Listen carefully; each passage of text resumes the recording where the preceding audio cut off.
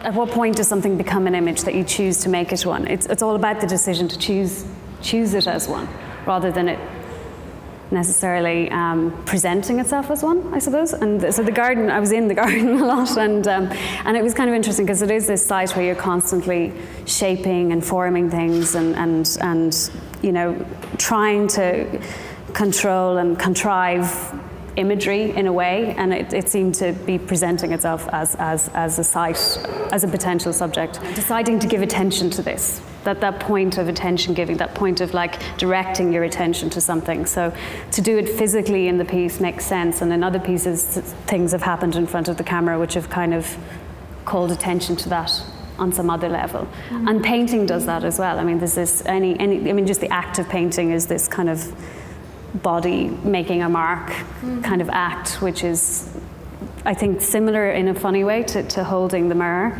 Yeah, and it was really marking in space, and it was kind of, I had to keep shifting it in the studio in terms of what was behind it as well, because every mark sat in a room, in a, you know, against bookshelves, against walls, and it was really good to get it in here into the white space so that the marks sit more clearly against a kind of, but they sit against the audience as well, and they shift and change in a similar way to that kind of slightly unstable or there's a kind of a frenzy in terms of image making in it as well. You know, it's like trying to pin down a mark in a space and then having to see the underside of that and trying to react to that. And although it's not necessarily a frenzied process, I think there's something about it which I've been thinking about as a kind of busyness of trying to freeze something or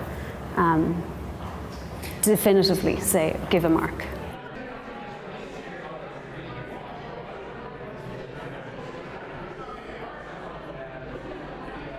The whole process involved looking, like for me, I was looking at the mirror the whole time, not at what the mirror was looking at, obviously. And there was that whole kind of, the limitations given were really useful. And somehow the movement is one of, it's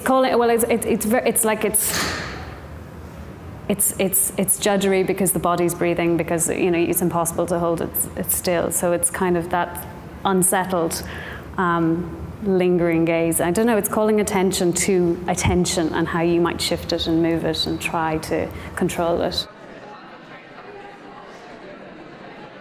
I think the more you're in front of this piece, the more that relation to the object of the mirror changes, from experiencing its image and its illusion quality to regarding it as a thing, that has a device, that has a cultural